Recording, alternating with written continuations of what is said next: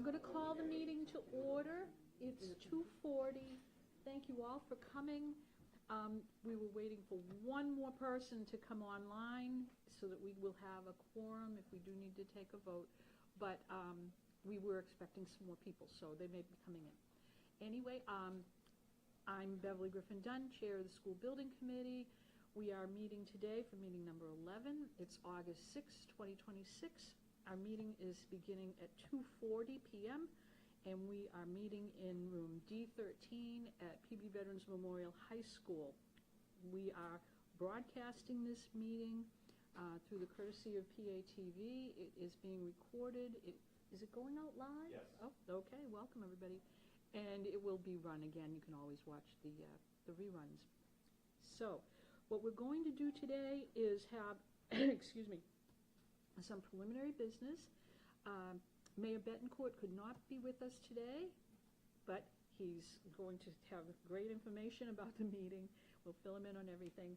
And other than that, I'm going to be turning the meeting over to Anthony Lepresti and Joe DeSanctis from PMA Associates. I'm going to have them step in and run the meeting. And if we are able to have a vote, one of the things we will do today will be to approve 2 sets of minutes from this school building committee. And we will be able to put those into the record if we're able to vote on those today.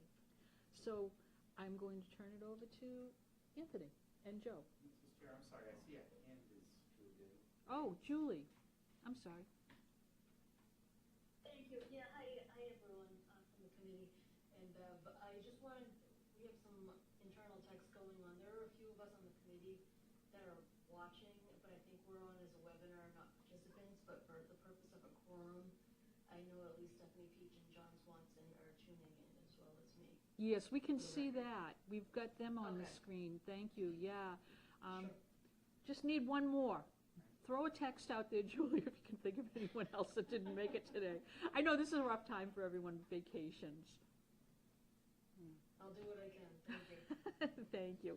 So, yes, actually, what I will do is I will call the roll before I turn it over to Anthony and Joe. Right now, here with us today, we have Chief Tom Griffin, we have Daniel Gisette, Matt Gonzalez, Hillary Gately, we have Joe DeSanctis, Kevin Nigro, and Anthony Lepresti from PMA, and we have Melissa Green, Laurie Cowles, and James Liebman from HMFH. Then we have additional members, Jay Dowling, Herb Levine, Jim Politano, Brooke Randall, Superintendent Josh Vidala, Sam Rippin, myself, Beverly Griffin Dunn, and then online we have Julie Daigle, Stephanie Peach, and John Swanson joining us. So if anybody else joins, we will make sure that we let everyone know who's present. Okay? All right. I'll turn it over to you now. Yeah, well, of course, I think last time we met, folks, it's been a little bit, but we went through the designer selection process, and HMFH Architects was selected, so we're happy to have them introduce themselves tonight. So, James, I'll turn it over to you. Just quickly, sorry, this is Julie. Big thank you, Beverly, to the mayor and to Josh for your attendance and all the prep work at the DSP with the MSBA. You guys did a great job representing the city. Really great applications that we received, and you guys asked the right questions and made it up with the right team. So thank you very much. All right, James, sorry. No, it's all good. Before we start, I'm going to hide the participants on this screen so that everybody in the room can see the screen, which means that if you're listening online, you'll need to speak up and not raise your hand because we can't see you. Although Anthony maybe can. So maybe he can filter. But I'm going to do that and Lori's going to start. Nope. Over here. Multiple screens. Oh.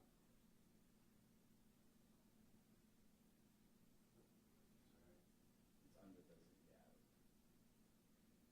Good.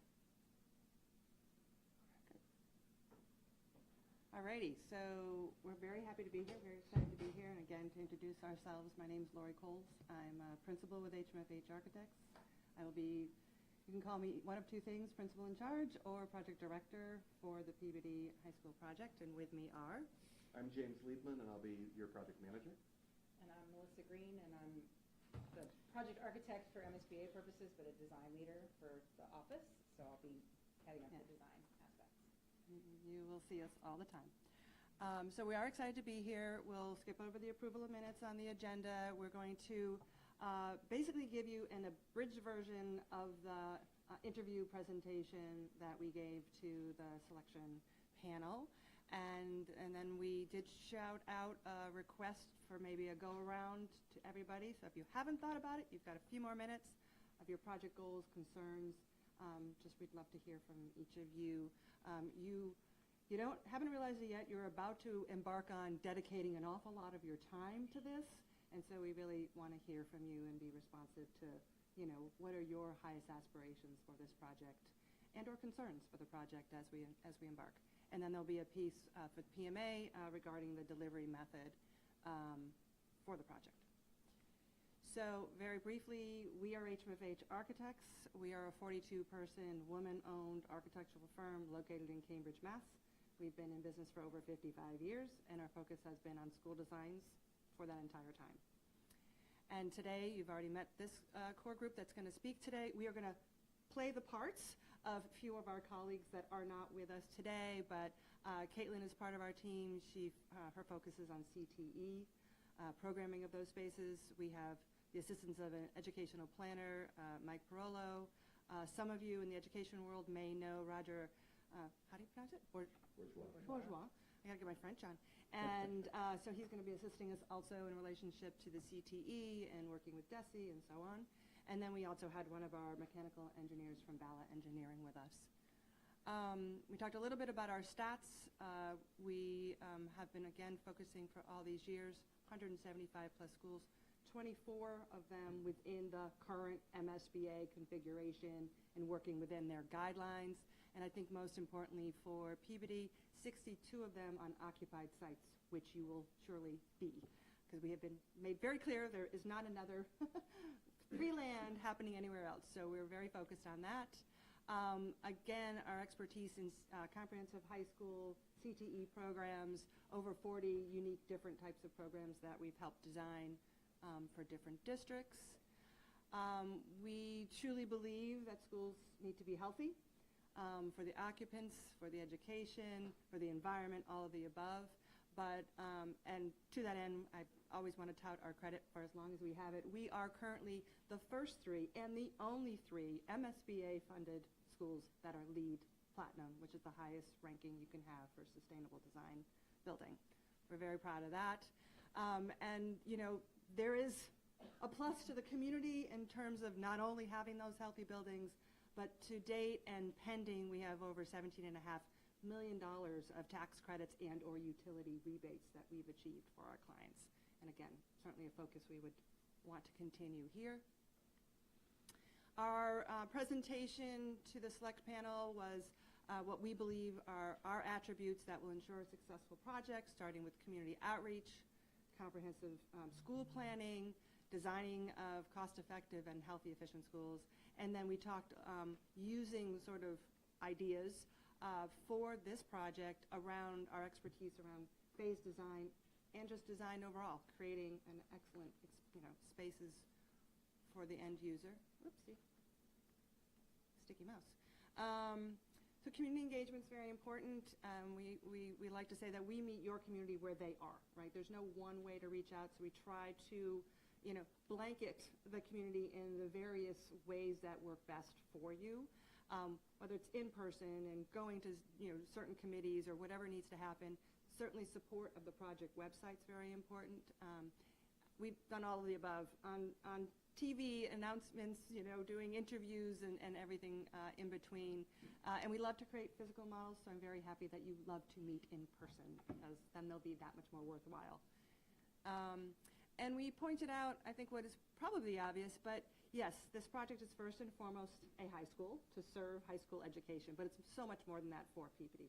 And all of the programs that are going to be here, all of the public-facing programs, it's a sports venue, right? It's a theater venue. I mean, it's really everything, and our focus wants to be on that wider purpose.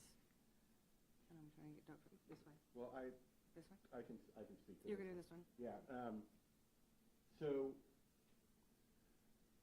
this is a real opportunity for Peabody to not just look at getting a new building, but also making sure that that new building supports your aspirations for what the Peabody Veterans Memorial High School can be, not just what it is. And so with that, there's a visioning process led by a consultant like Perello, who was presenting this portion. And that process, we're going to talk more about sort of some dates and some specific sessions that we've started scheduling. But that process will encompass these big questions about what the school can be and what the education here will be within the new building, and how the new building can, again, support that aspiration. Go. Okay, so I'll be speaking a little bit about stuff I did present, and then this is stuff that Caitlin presented, so bear with me. I have some notes, but I think when we're looking at space adjacencies and trying to get the CTE spaces integrated into the school, there's a lot of ways to do that. So you can have full integration so that the classrooms and the project areas and all of those things that are similarly interested are grouped together in the building, but mixed in with the general traditional education model. We also want to be sure that we're focusing on making the public spaces having a spot where they're safe and secure and accessible to the public, but not necessarily into the rest of the building for the public. They can be at the culinary, at the melting pot, or at the cosmetology, which needs a name so they can have signage and fun stuff.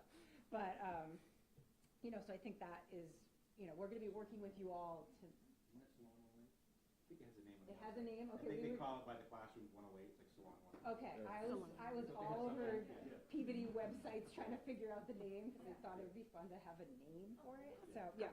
Anyway, that works. But we're very happy to rebrand it. Yeah. We love branding. So yeah. Stuff, so I think just trying to find the best way to integrate that for what you all are trying to achieve educationally, and making sure that we're doing that with the building and supporting flexibility to move forward. Next slide. So this is an example of something that we put together for our DESE submissions. So it shows all the equipment and where it all needs to go. It's great for coordinating on site with the vendors when they're bringing the stuff, but it also really streamlines the process of DESE approving all of these different spaces, because they can very clearly see everything that's in the space and all the requirements are met, and it really helps speed it along. And it's just, perfect for CA and getting it all put together. And I will, we run the risk of having a lot of acronyms. So DESE is Department of Elementary and Secondary Education, just in case anyone does not know. But you'll hear a lot of these letters in the future. Yes. Oh, just a side note, we have a list. If you check out your minutes from the last meeting, PMA has provided a cheat list, translation list for all of us. We're going to get them laminated and have them so you can carry them in your pockets, but it will help translate the discussions at the meetings. So this is just a rendering of a school that is opening up for this school year in Bristol, Plymouth, and so this is their plumbing shop. So it's just showing you how integrated the daylighting can be, and how connected. There's a work yard out there that's secure, and all of the features that we can put into these high bay CTE spaces and have them really function and be useful for the students, and also just a place where they can be like, wow, this is so beautiful, like all this for me. I think that's really what we're always trying to do, is make buildings that inspire the kids.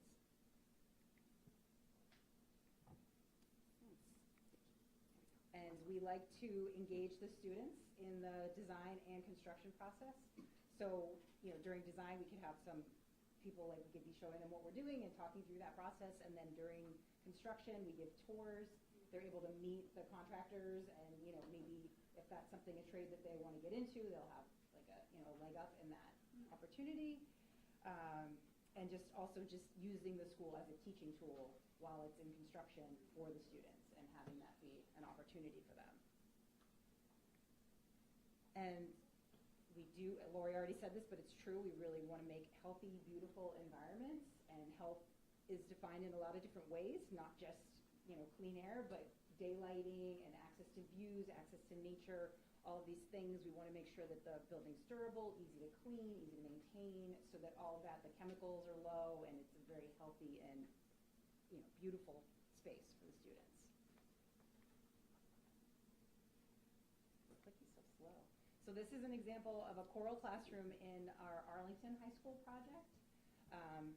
And then if you click to the next, there's a lot of it's a very beautiful space, but what you don't necessarily think about is all the stuff that we're thinking about when it comes to materials, durability, having the right acoustics for the space to make it perform well, having floors that are easy to clean so that you're not waxing and stripping and creating smells on the way in. Example today. So I think we really work very hard to make sure that the buildings are as easy to maintain as possible and will last you for 50 plus 100 years, as long as they can, because schools don't get changed over that fast. So sustainability can also be a real opportunity for funding. First, there's the MSBA's Green Schools program, which can add up to 4 incentive points % on reimbursement. And all of our projects meet the Green School maximum incentive. That's really important. Another great funding source that we're going to have to track very closely is the IRA tax credits, the federal tax credits. That's been restructured such that municipalities and not-for-profits can claim tax credits as a direct payment. And that has really changed the math on some of the most efficient systems, including ground source heat pumps, which is kind of the big one that has changed the math on. I know some of you went to a tour of a project, I think, under construction for ground source heat pump, and you started thinking about this incentive already. We've achieved this incentive in Westboro, and we're working towards a number of incentives at Bristol Plymouth. But cost consciousness really starts right from the beginning. This site does provide some opportunities for a perfect north-south orientation for the classroom wings. And what that means is that will allow us to maximize the efficiency of the mechanical systems, and also has the benefit of reducing glare within those classrooms. We're also going to work with the district to have a very tight footprint, have the right spaces and right size the program, not overbuild, because square footage is dollars. We keep it simple, stacked plumbing, stacked structure. These minimize construction complications and reduce costs. We're going to work with our mechanical engineers to provide you with a very clear life cycle cost analysis of a number of different mechanical system options that includes first costs, incentives, operation, and replacement costs, so that you can select the right system for Peabody and for the future of this new building. And then we look very closely at exterior materials because the building really needs to look great for its whole life, and also represent on its outside, really represent its community. HMFH has a very deep bench in expertise that we're going to bring to bear on this project. And we're going to work really closely with you, the committee, the city, the district, PMA, and the construction team, because it's together that we're going to be able to bring this project in on time and on budget. And the proof is in the pudding. We're really proud of our low change order percentage. We're under a fifth of the professional standard of care. And the way that this is achieved is really great thorough construction documents that are really well coordinated with our consultants. In the interview, we went through a couple of two options. One, an add reno option on the site, and another, a new construction. These were presented to run through sort of how we would think about and our expertise in phased and occupied construction and the things that make that work. And educational design related to the new construction version. It's a little early to be talking about options. There's a lot of pre-work that we need to do, and we need to do in the next couple of months. And so that brings us to next steps. So what you can see here is a work plan, a designer work plan for the PDP, which is Preliminary Design Program, which is the first phase of the MSBA's feasibility study phase, which has two parts. What you see in green is, so I'm gonna just run through sort of the major steps of this work plan and what needs to happen within this feasibility study phase. The first part of it is educational visioning. And on the next slide, I get into very specific dates and events. But right here, what I want you to see is simply that starting soon, starting in August and running through September and into October, but mostly in September, we'll be doing this educational visioning. There's also the initial space summary. So this is a list of all of the spaces in the new school, their size. Ultimately, it creates the program and the ultimate size for the building. And you're looking at that in September and October. Then in blue, down here, that's existing conditions analysis. And I'm actually picking up the existing conditions drawings today. I'm excited to get my hands on them, scan them, distribute them to my consultants. And we will be scheduling walkthroughs of the existing building with our engineers, walkthroughs of the site with a different set of engineers. I'm looking to the week of August 24th, but I haven't talked to Brooke yet, and there's people to coordinate. But there's a lot of existing conditions information that we need to wrap our heads around and really start to understand. Once we have all that, then we can actually get into options and bring options to you, to the committee in this public forum. And so you see that in yellow down below. The other thing that you see on this, up at the top, in the yellow, maybe this.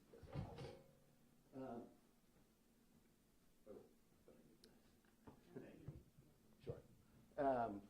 So along the top here, you see these meetings, and you can tell we're on target. We're in the week of August 3rd, and here we are.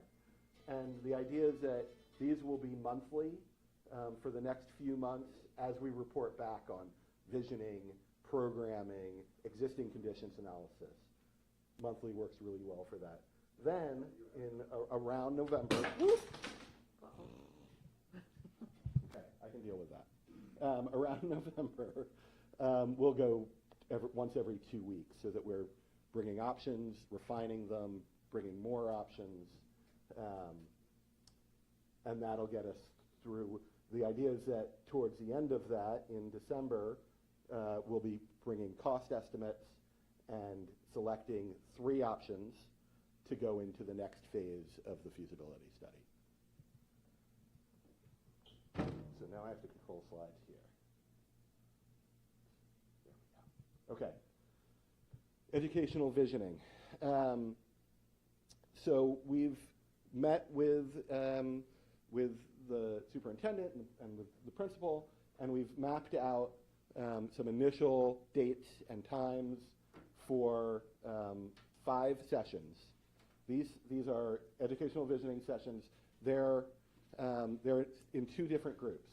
There's the educational leadership group, which is about 12 people, department heads, principals, superintendent, and their staff. The first session is goals and priority mapping, and the second session is school tours. And that may be opened up to a bigger group, but the key is this educational leadership group. And what we've decided for now is, for this set of school tours, is we're going to visit Attleboro High School, which will be focused on CTE spaces, and Arlington High School, which will be focused on other things. Lots of other good things to see. And that those are both schools that have been in session for a while, not this year, but for years. And and my son goes to one of them. And you'll be able to see a lot of things. And we'll be able to visit other schools. There's talk of Bristol Plymouth. There's talk of North Metro Tech. But we want to let them get started and get kids in there, and we'll see them later in the process. Phase 2 of visioning, happening in September, is a bigger group. So now the group expands. It includes more educators, potentially more community members. That group still needs to be formed. But there's 2 visioning sessions, one focused on teaching and learning, and the second one focused on the spaces that can support that teaching and learning. And then there's phase 3, which is taking all of this information and figuring out what it means for the actual program and adjacencies within a new building.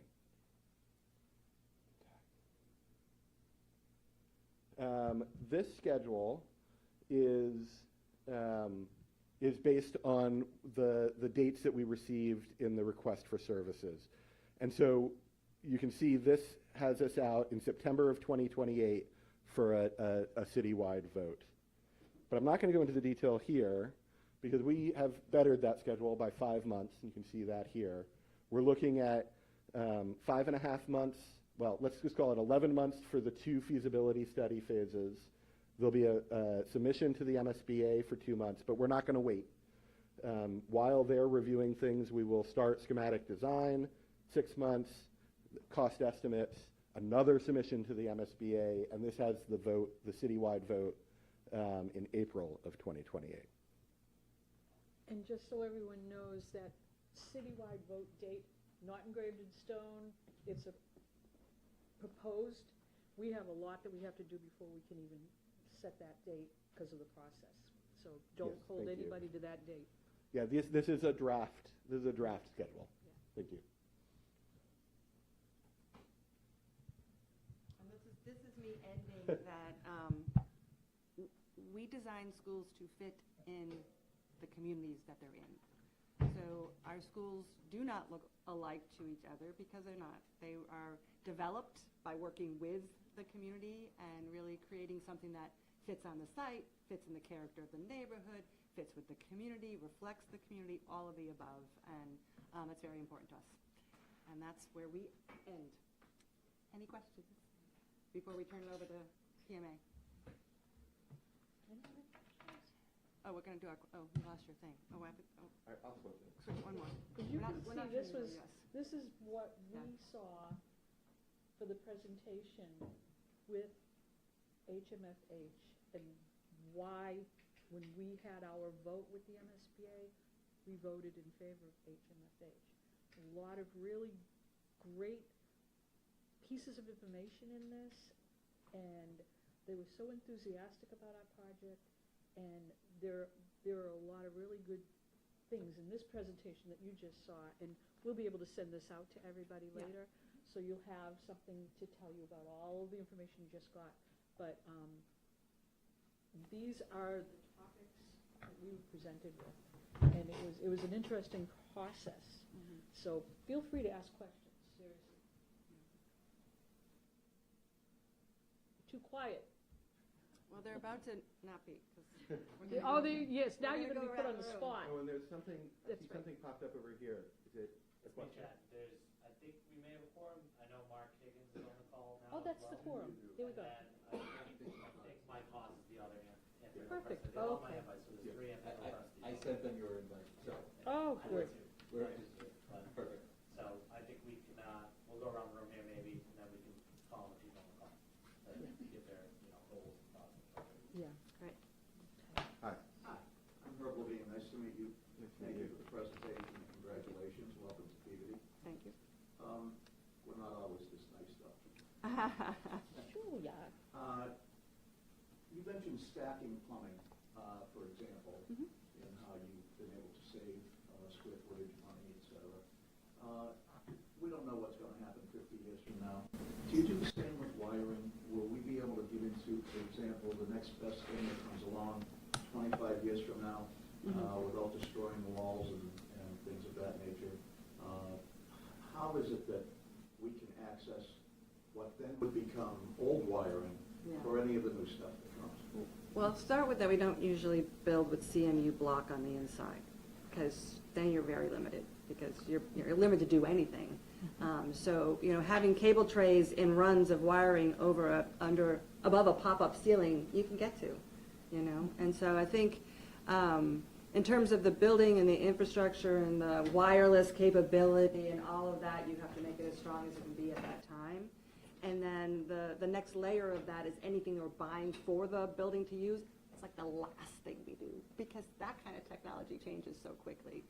But I think, working to that end and talking with our engineers and really making sure that you have that flexibility, because it turns from one fiber level to another fiber level and, all of that. And some of that flexibility comes from just having Access. room in the ceiling, because you don't know what they're going to be running in there in the future, and access.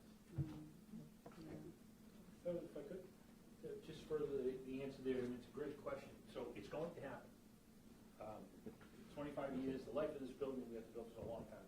Things are going to change, things are going to happen.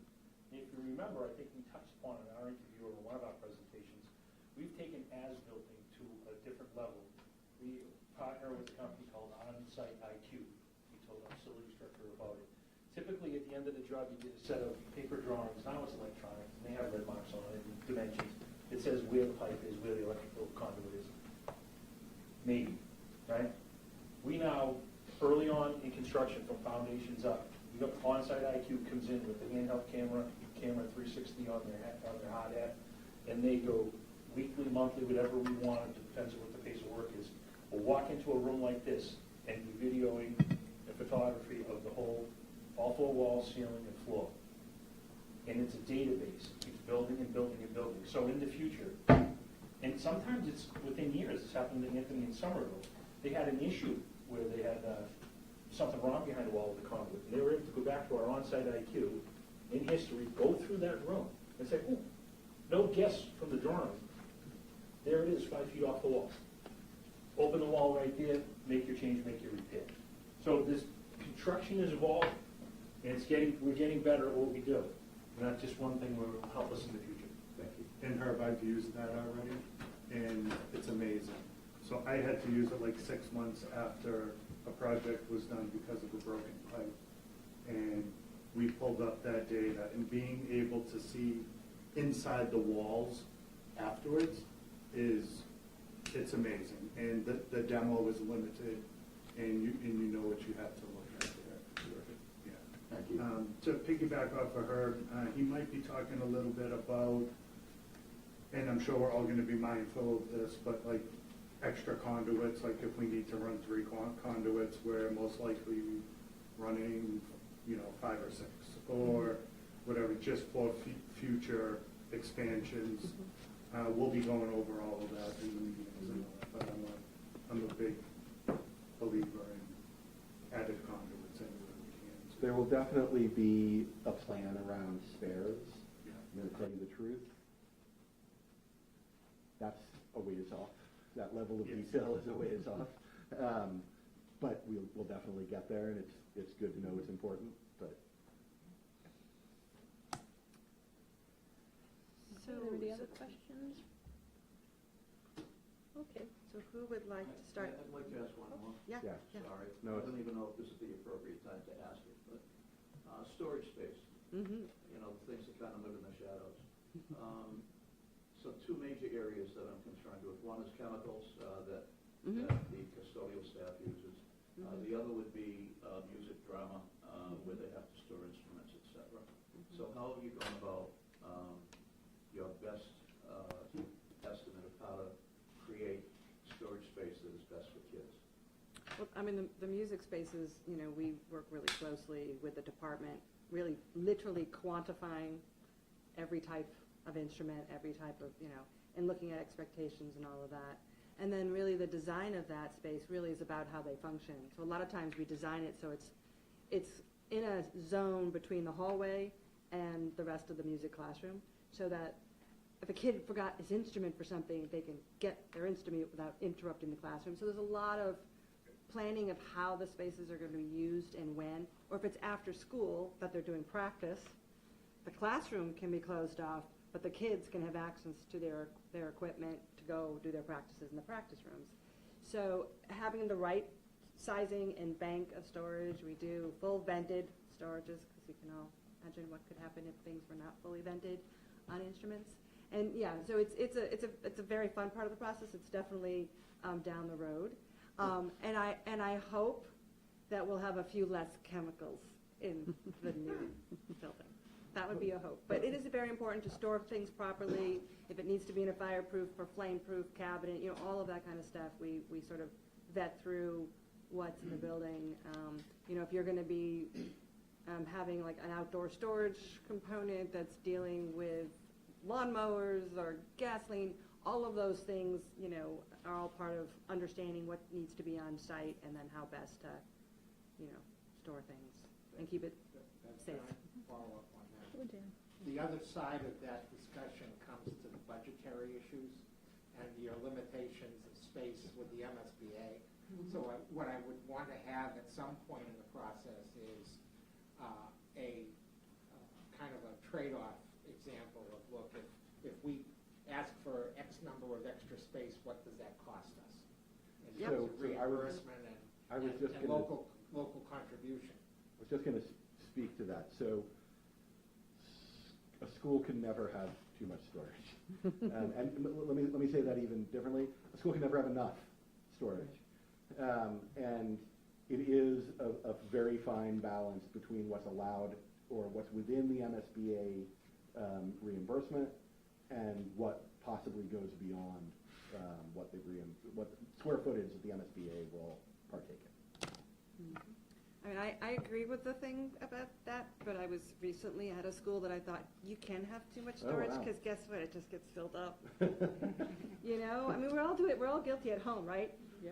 You know, if you have space, you suddenly, well, that can stay there, and that can stay there, and all of a sudden, next thing you know, your basement's full of stuff, you know? So there's a balance, there's definitely a balance, and it's right sizing, and we'll definitely be able to have all that math for you all that says you have opted or you have said, let's just use an obvious one, you want a larger gym than what MSBA would give. We will be doing that math comparison of how that would fit out, because it's such a priority for the community.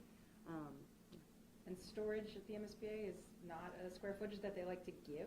I know. But I think we're clever about finding ways to incorporate it into the square footage that is given and provide that. It's a need. And I don't know why they don't recognize that, but they don't. So we want to make sure that the school has places to put the stuff that it needs to have, and yet not too much, but you know, the right amount of stuff. And we are pretty clever about. And the making those CTE component is going to provide us with an opportunity for that, for getting it into getting storage, at least for those programs, into the program. Sure. Yeah. But we do it in all of our buildings. We find ways and different means, and it goes great. So, but you know, it's just it's a different process. Okay, anyone else? I have two more questions. Is that okay? No. You invited me. I know. I'm thinking about it again. Go ahead, Herb. I'm sorry. Two more quick questions. I love him, so I can say that to him. Having been on a number of building projects, one of the first things that seems to be cut in withdrawing square footage is meeting spaces for people. I personally am very concerned in a high school that we don't. We try not to minimize meeting spaces, particularly for people like special education who meet with parents and deal with very delicate situations. So when we get to, if we have to get to limiting meeting space, I just want you to know that I'll be a very strong advocate for not doing too much of that. And the other thing that I just wanted to mention is I support the superintendent's intent to strengthen our CTE program, and you already mentioned not building too much space. I would also be concerned about not building enough, because I've seen that as well.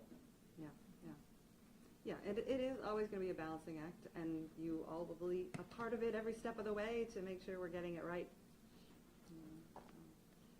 Okay. So if he's done. I'm done. If he's done. Bring a gavel next I time. will say, We're going to switch. I'd like to switch thank this, you. yeah. I'd like to thank you Yeah. and encourage everyone to feel free to speak up in these. We love Yeah. getting to know you and, yeah. you know, And answering any we questions. appreciate that all of you have your hats, right? I mean, everyone's coming here from your background, your expertise, your knowledge, what you've experienced, whatever. So all of that has, you know, bearing on the overall project, you know, so. And ask the question, because what you're thinking is probably something that someone else is thinking also. Because Herb asked some questions that I know other people were thinking about. Yeah. So, thank you, Herb.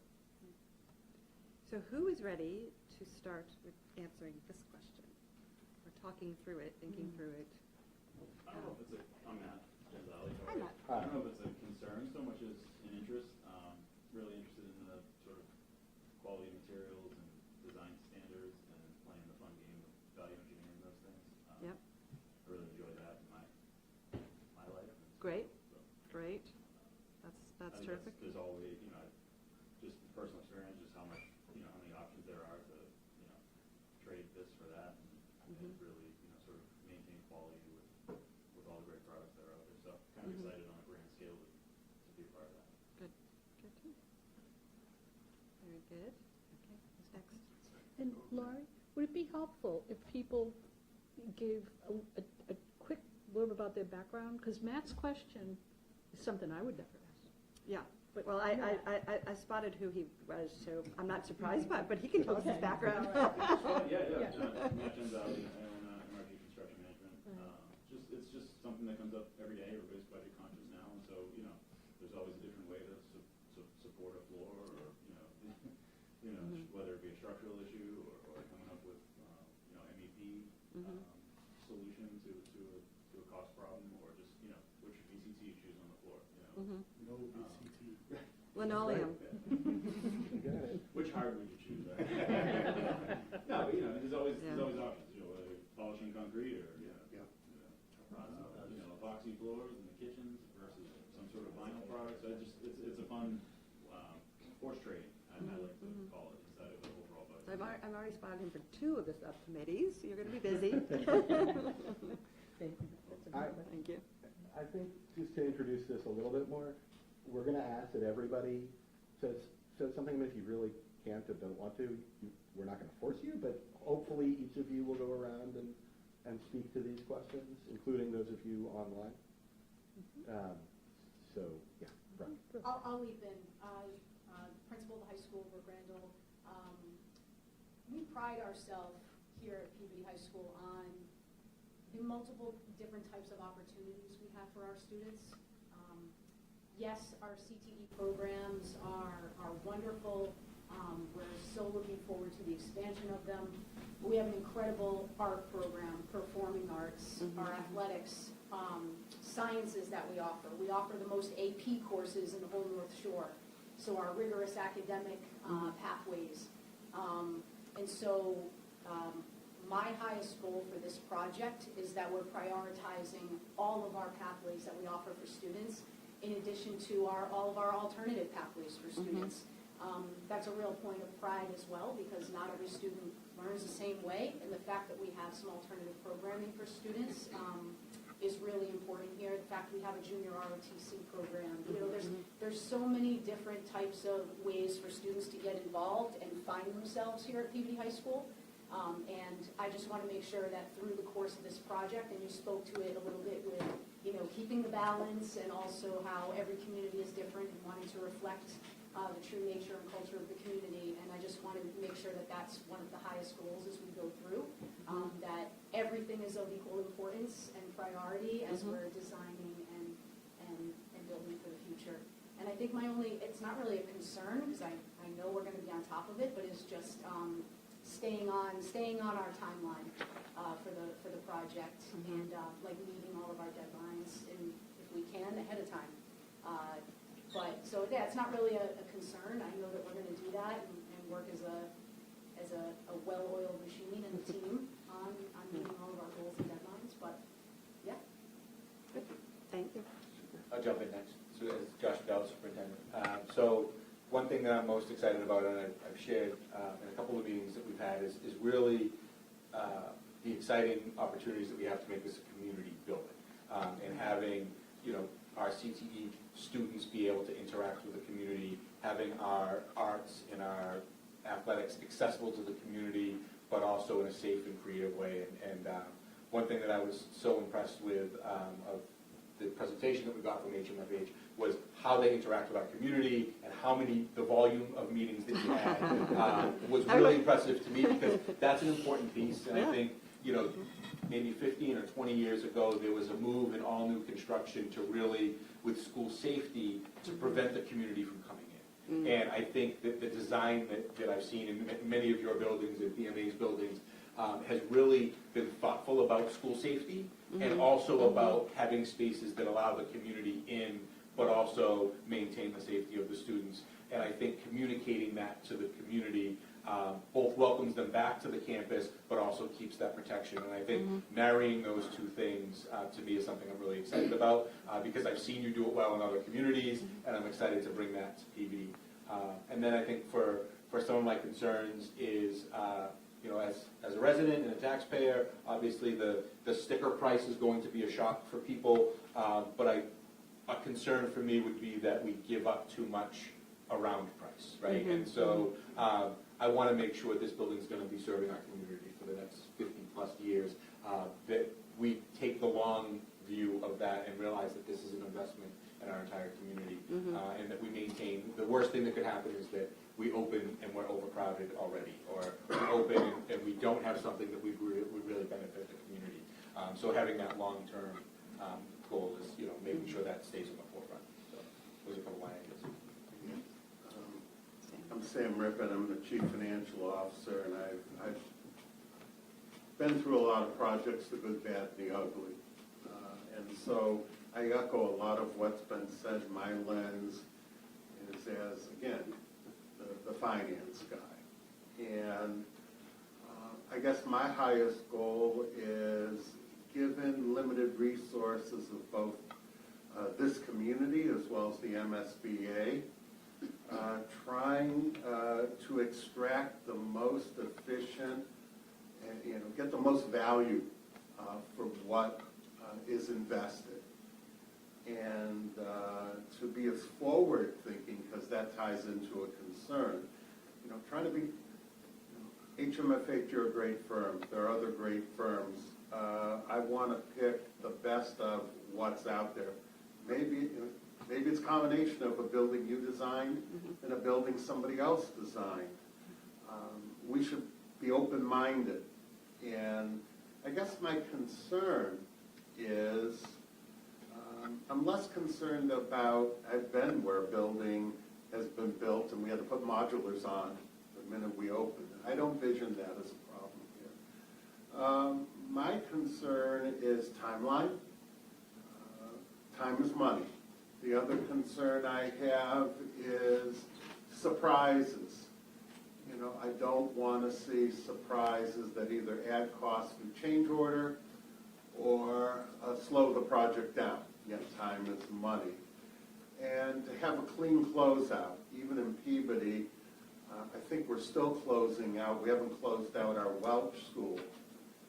And that's concerning. I think there's $1 million owed to this city that we haven't gotten yet because it's not closed out. And again, waiting for that, time is money. So that's what is top of my mind.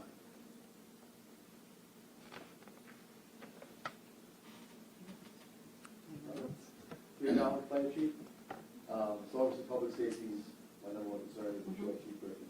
I know it's going to be a nice brand new building, but brand new sprinkler system, fire alarm system, we're going to be hiring a fire protection engineer to assist. I'm sure that all the project managers will be working on that. But no, it's just very exciting. It's going to be a great building. I graduated here in 1987, so not much has changed since then. But yeah, just moving forward the public safety aspect of things. Is that maybe a concern?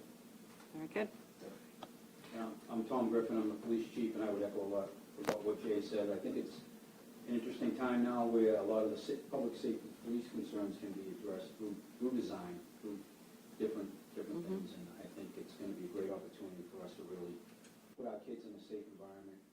Not that they're not in a safe environment now, but just going forward with the technology, there's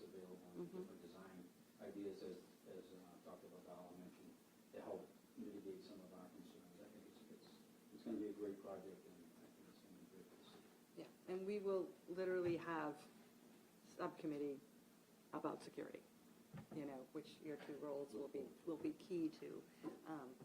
Looking forward to it as well.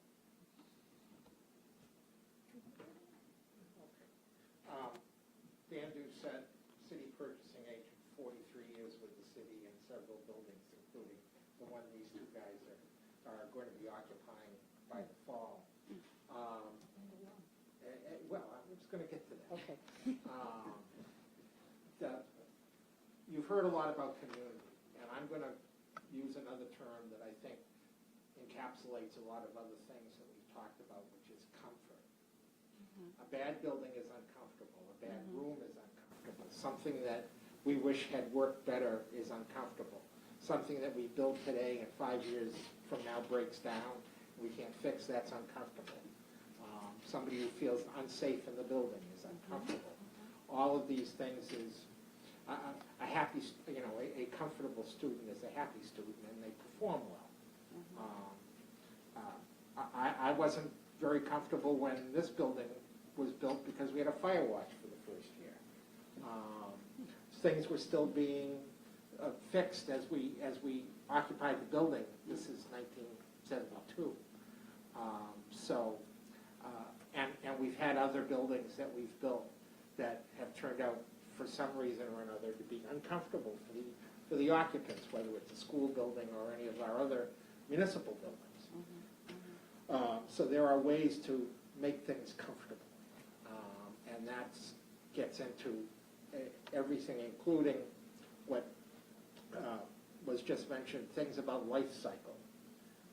We don't want to think that the architect's services end when the key is turned or the ribbon is cut. As Dr. Vidal said, we're going to have this building for 50 years. So there are things that need to be addressed, and there's cost associated with some of those things. Our experience, especially better lately, is that we drill down on those things, and it involves practically every department head in the city at some point or another with this building, and that's either as an educational facility or as a community facility, when at 2:30 or so, the community is more welcome up in the site. So that's my approach to all this. And I have a few other notes about this that I'll go on to, but we're not quite there yet. Thank you, Beth. You will. Jim. Sure. Hi, everybody. Jim Politano, Director of Facilities. It's the other F word, we'll say, because nobody wants to talk about facilities or make it important, so that's kind of why I'm here. I do agree with everything is being said, built to the proper size, comfortable building, a safe building. Those are all paramount things that we need to focus on, but I'm hoping we can focus a little bit more than the usual on the facility aspect. There's nothing worse than having this, the building's going to be beautiful, we all know it's going to be beautiful, but then you walk in the front foyer and there's 8 lights out on the top because it's just in an impossible place to get a lift or to even access to change the light, because those 15-year LEDs, you'll get some that die in a year. And I just want to be mindful, to echo with Matt too, good materials without blowing up the budget. Preventative maintenance is going to be huge. Maintenance-free items that we can do on the exterior that will help the taxpayers long-term not have to spend hundreds of thousands of dollars on upgrading the facade, or we used porous stone and it bled from the lead up top, and now we have this beautiful building that has stains all down the front of it that we can't get rid of. So I'm really here I'm all in, I'm super excited about this. When I was hired a year and 9 months ago, it was top of my mind in the interview with Josh and the mayor. And You knew this was coming. I knew it was coming, and I was very excited for it then, and I'm even more excited for it now. So I can't wait to jump in with both feet, be in a bunch of these subcommittees, and have a good time doing it with all of you, so thank you. Thank you. I'm going to put Hillary on the spot. Hillary Gately is Mayor Betancourt's administrative assistant, and she's here taking notes for the mayor, who is not available today. But Hillary is a citizen and a parent, and Thank you. would you like to put Sure. something? Go Yeah, right ahead, I absolutely. think it's important. Yeah, thank you. So, I do have 3 kids in Peabody. So I have, my first is heading to middle school this year. So, and then I have another, shortly thereafter will be at the middle school. And then, so their high school days are coming soon. And then I have a little guy who's not quite school age yet, but he will be soon. So this definitely is very important to me as well. And I know a few folks in this room also know that I have a child who has special needs. So from my lens, a lot of my, thoughts on a daily basis are in that world. And I really would love to see, this school designed in a way that supports children with special needs, both physical disabilities as well as, intellectual, developmental disabilities, autistic children. Those are all things that are very important to me. Herb mentioned the meeting spaces. I've been in many of those meetings, IEP meetings over the years, so I would just little things like that to make the needs met of students with disabilities. Good. I'm going to go to the online folks. Yeah, if you want, I can read it off, we'll see. Yeah, we'll start with Julie, because I know Julie was on there. Julie. Yeah, we start with Julie. Hi, everyone. I am Julie Daigle, the Ward 4 counselor, which if Council Gamache showed up, he would argue was his Ward 5, but it's not Ward 4. And professionally, I'm kind of a jack of all trades, but I have worked for the city and I've done property management.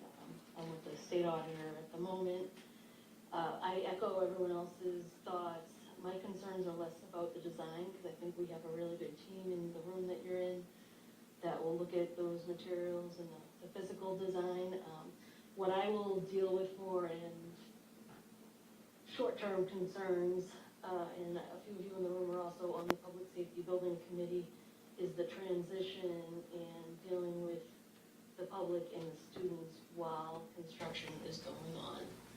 And as the public safety building is right next to Higgins, the middle school, there's a lot of planning that goes into that, and a lot of timing, and maybe some less construction hours. I'm sure whoever was on the Higgins building committee that dealt with kind of the same thing.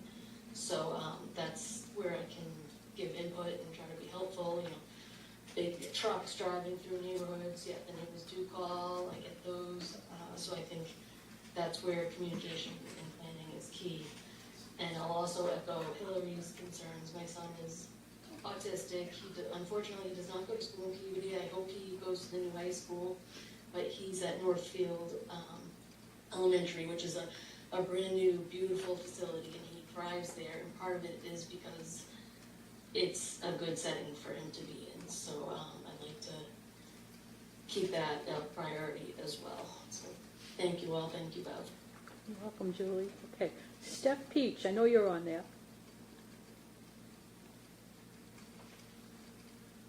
All right. Can you hear me?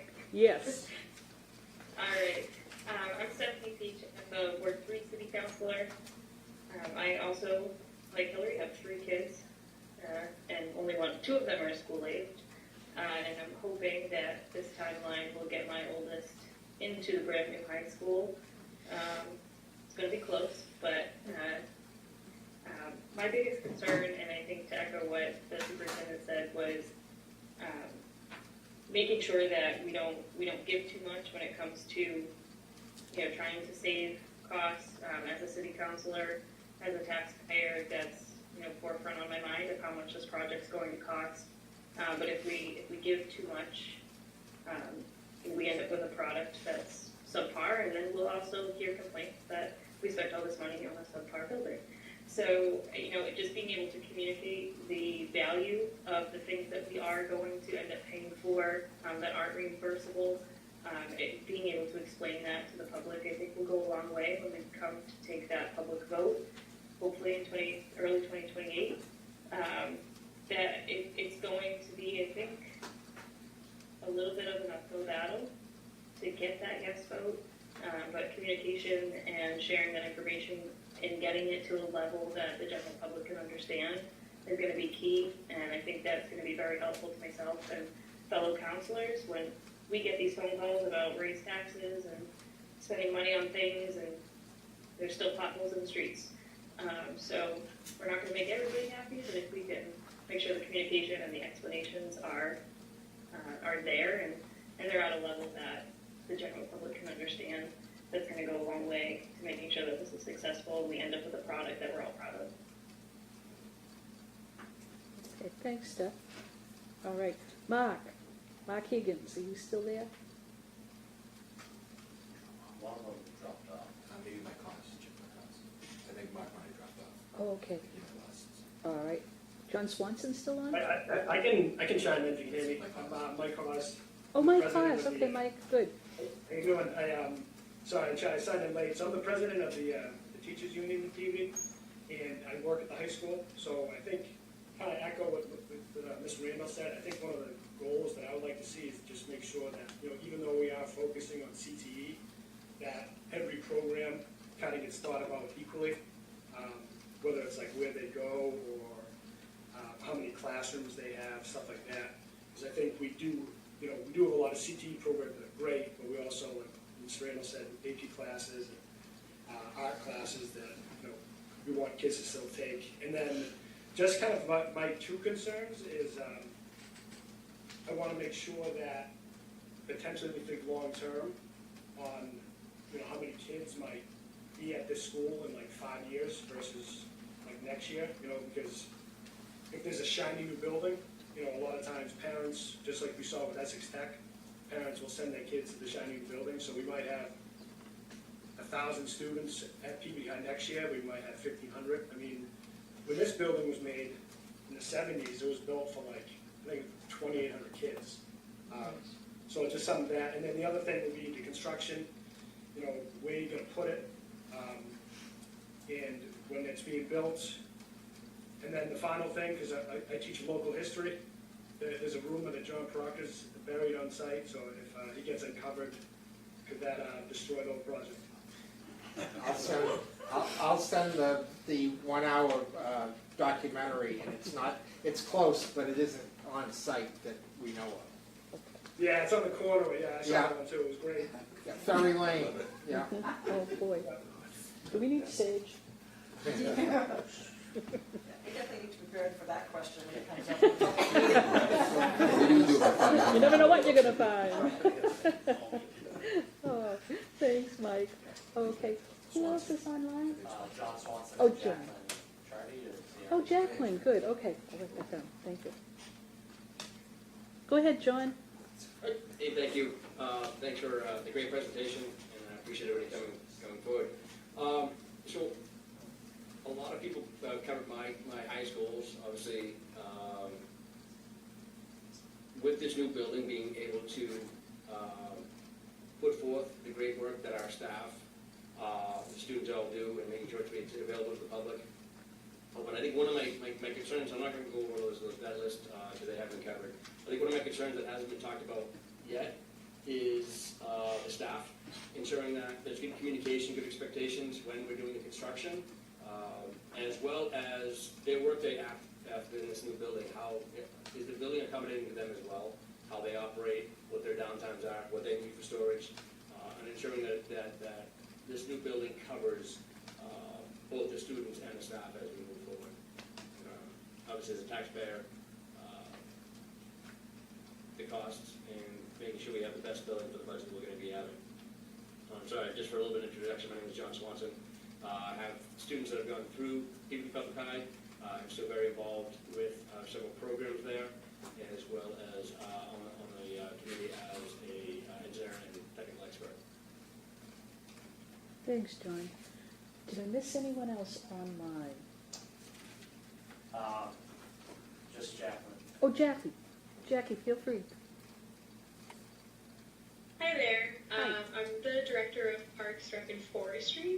So I just have some questions, I guess, regarding athletic facilities, fields, if we're keeping the fields that currently exist, if any of those would be potentially built on or moved as we're going through this process. That would be helpful information. I know that folks are always asking me about facilities such as like the baseball field and the lighting there and the turf and if those will be accessible. And additionally, I know that we've discussed keeping the field house and renovating versus creating a new gymnasium.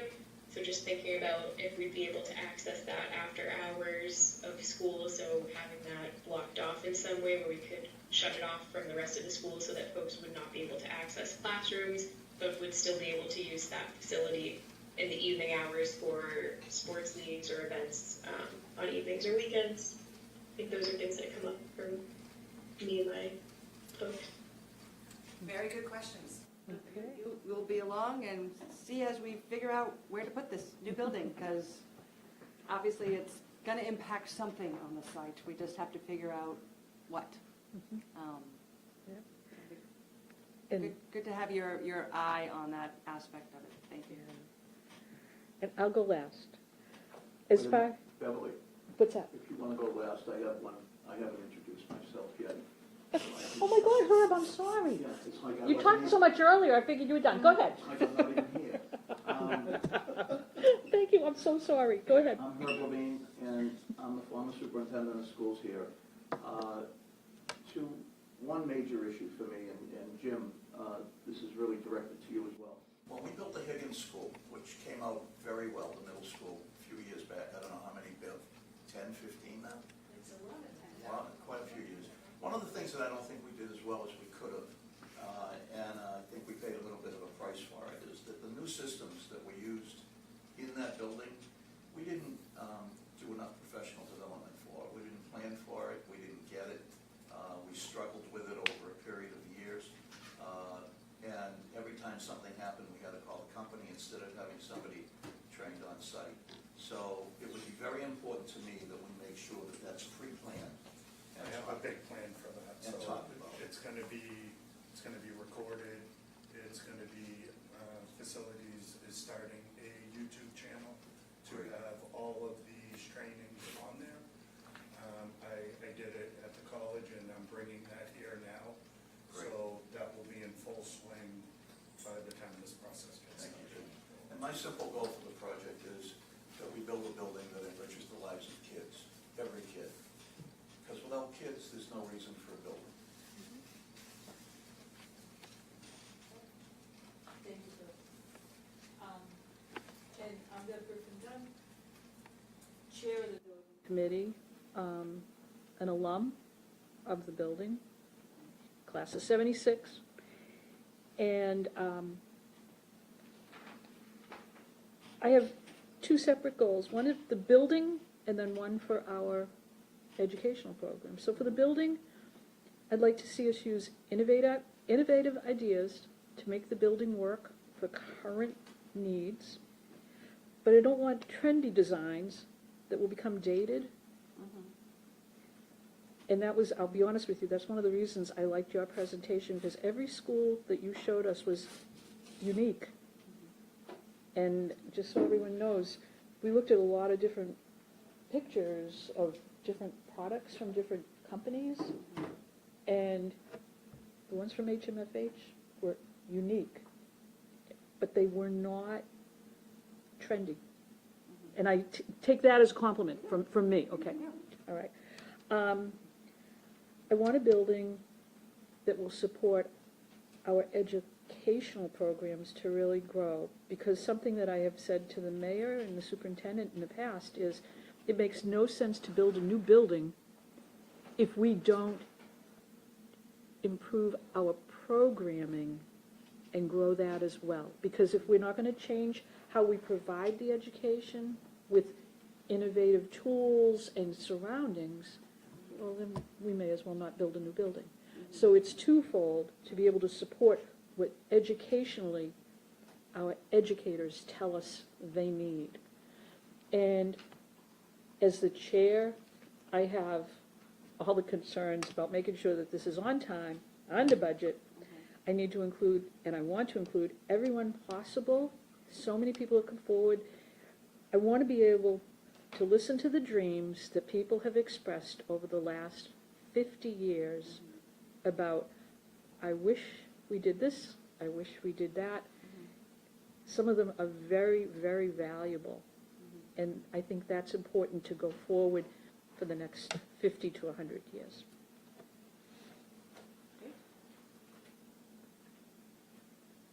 Okay, anybody else have anything? Okay, I think we wrapped up, and the other members who couldn't be here today, I'll put an invitation out to them if they want to send an email in, we'll provide them to you. That'd be great. But thank you for listening. So maybe just want to reiterate, we do have a date on the calendar to go see 2 schools. August 19. 19. I had a teen in my head. Yep. So I don't know who you should tell that you're interested, but. The way we've done Who's it, driving the bus, if I could? Sam's driving the So bus. you tell him that you're interested, so he That's doesn't leave right. without you. yeah, we put out an email to the full school building committee, and whoever's available that day and wants to come, we've been meeting here at the high school and going down with a varied group of people who, again, all have a different focus. And it's been a wonderful experience because we've been able to hear from our fellow members what they thought of the school and what, what stuck out in that school, what we liked, what we didn't like. Hearing from the people in those buildings, what they liked, what they didn't like, which was interesting because it kind of lined up in many cases. We were in there for 15 minutes. They had been living with it a few years, and we were all on the same page on some things. So it is an interesting experience, and we just put it out there knowing everybody can't go to every single one of the trips, but they've been wonderful to see. And I believe there'll be others included in the sort of educational leadership group that'll be invited as well. Yeah, because they need to be able to have some really deeper discussions than the rest of the tourists as we go through the building looking at different things. They need to be able to talk to people about how does it work for the education. Well, we're excited, I mean, in particular to show you Arlington High School, because it's been, I don't know, 10 plus years of my life on it, and I think it's fabulous. So, and the principal's all queued up and ready for you guys. That's good. He's like, I've given so many tours. I'm like, sorry, you've got a great building, people want to go see. So, I'm looking forward to it. We'll bring him some Peabody merch. So I will say, we are going to bring these goals and concerns back. These didn't just go into the ether. You're going to see these again, and I'm not going to have it word for word. So if there's anything that's not exactly as you think it should be, let us know when I bring it back, and I'll say that then too. But this is important information as we start to figure out how to gauge whether the options will show, meet your goals and where they do what we're going to. Thank you. Thank you for listening. Okay, is there more for your presentation? There's one thing I do want to slip in. I don't want to lose anybody online, so we can take a vote on two sets of minutes and get that out of the way. But go ahead on what you wanted to bring up. No, that was okay. We had a discussion around project delivery method, and if available, we would take a vote as well. So Let's jump to the minutes, and then we can circle back to the project delivery method. Okay, all right. We have 2 sets of minutes. We have the most current from our last meeting of May 21st, 2026. These were sent out to everyone, and thank you to PMA for putting them together. I would like to entertain a motion from any member to approve the minutes and then to have a second. So moved. Thank you, Sam, and second by Herb. Okay. All right. Is there any discussion? Did anyone notice any errors in those minutes or anything they needed to adjust? Anybody online have any comment? Okay. What I will do now is I will entertain a motion to approve. All in favor, please say yes or aye. Aye. Aye. Are there, okay, thank you. Are there any opposed? Okay.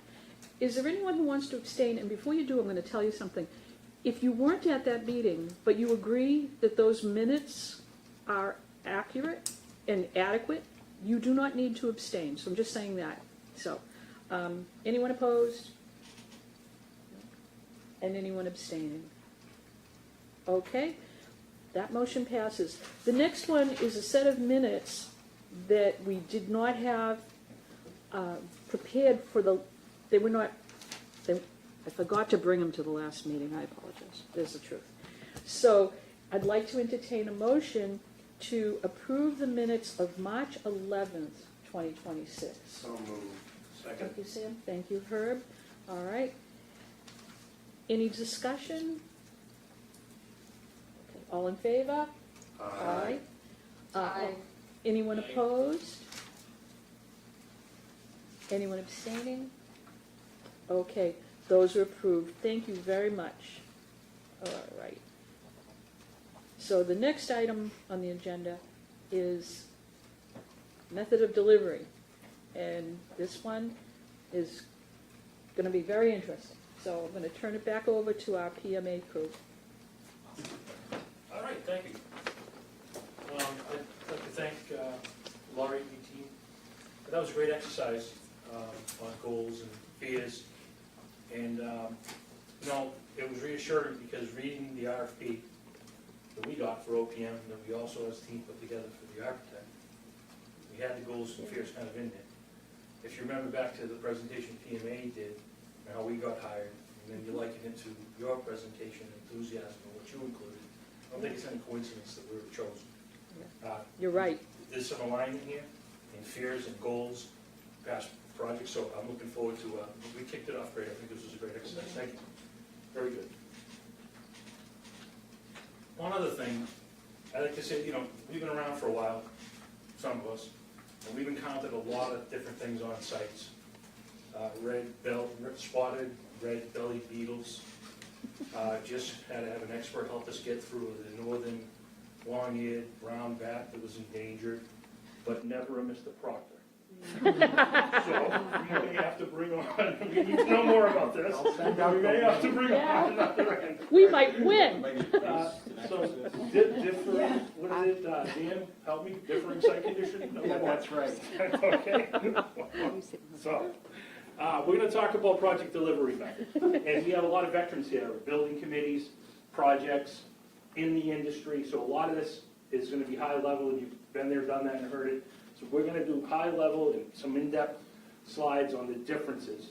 But I think everyone generally knows the first one. In Massachusetts, for the longest time, if you're gonna build a building, you did it under Chapter 149, which was commonly called the Design, Bid, Build General Contracting Method.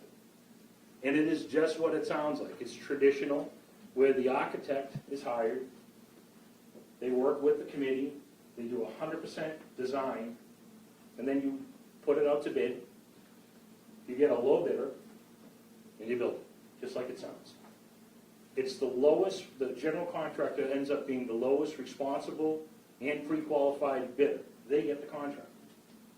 So how long is it gonna take from, say, today, generally, a building of this type, to start building? It's well over a year, right? Yeah. It's gonna be a year plus, right, to get to a vote, and another year to get to construction. In that method, we've never met that general contractor, we've pre-qualified them, but we haven't met them, we haven't vetted them. But we'll be married to them for the next how many years to build our building under Design Bid Build. So the Commonwealth saw fit to change the law back in 2004, I think it was, Construction Reform Act, and they allowed what a lot of the rest of the country was doing, was to introduce Chapter 149A, the Construction Manager at Risk Delivery Method, or CMR, Construction Manager at Risk. The difference, big difference there is, we're allowed to hire a construction manager in the design phase, early on. We could do it anytime. After the team is put together and we get approval from the Inspector General's office, we have to put a qualification package together, we could bring this contractor on board early to help us evolve the design, get constructability, bidability, and rely on their expertise to make a better design and bidding package.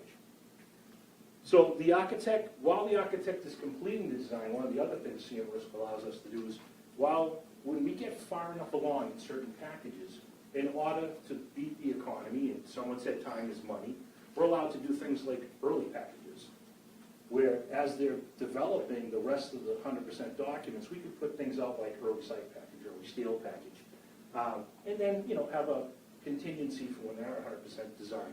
But it allows us to really jump ahead and get a jump on the time is money aspect of the project.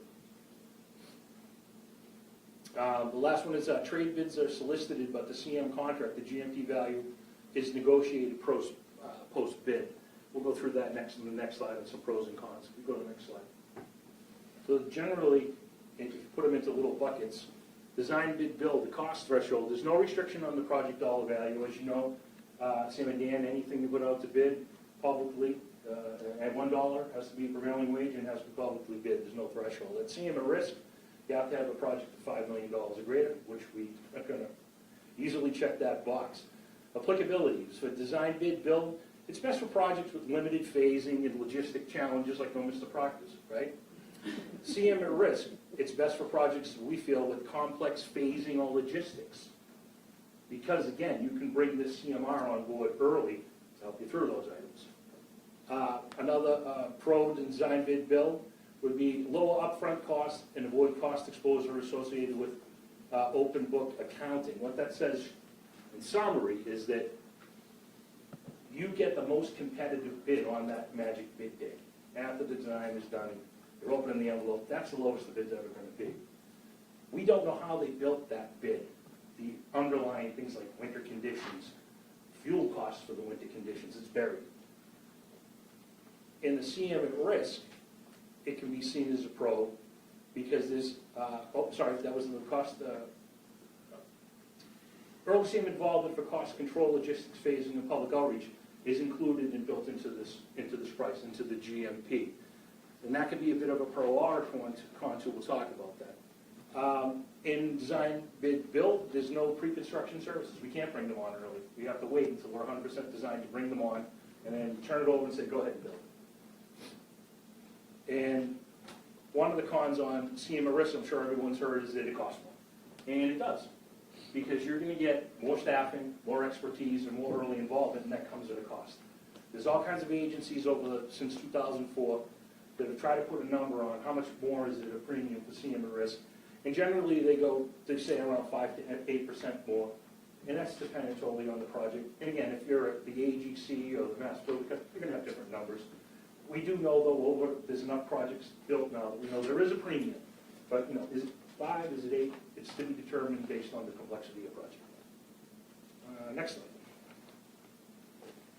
So, on the previous slide, it said down the bottom, we think, and I believe HMH will as well, that both delivery methods are viable and each project's unique scope and priorities help the owner determine which is more appropriate for them. In other words, it is a team effort and a team decision on which delivery method we're going to go with. And as you can see on the left is some of PMA's 149A CM risk projects, and on the right is some of our Chapter 149. We have expertise in both, as our architect does. We can execute on both. You, as a community, have as well. We're going to determine what's best for this project. That list, some of that list is projects we've collaborated with our architects, several of them on both sides of that chart, from as far back as Arlington to as current as Bristol. As far back as Hanover, which I calculated was 19 years ago, Kevin. Right. So, here you go. So let's get into some, we have some pros and cons sheets. Chapter 149A, some of the, next slide, some of the pros. Its lowest pre-qualified competitive bid is awarded. There's no doubt on that. It is the low bid on the magic bid day. It's typically lower construction costs because it's highly competitive bid. There's no early packages and negotiation of, that was 90%, how much does it cost to go to 100? So it generally is a lower cost. There's less cost exposure on high-risk items like temp utilities and winter conditions. We broached that subject. What it really means is on the Chapter 149 design bid build, they have to make their best guess effort on what they're going to carry for those type of items. And they're bound by it. They can't come back to us afterwards without some act of God or some breach of contract that gets them more money. The drawings and specs are 100% owned. There's no opportunity to introduce qualifications and assumptions. Our drawings are assumed to be 100% biddable, accurate, and good to go, and will stay within the standard of care for change orders. Some of the cons, it's common to get bid protests, more common to get more bid protests under Chapter 149 in our experience. There's no GC involvement during design phase estimates.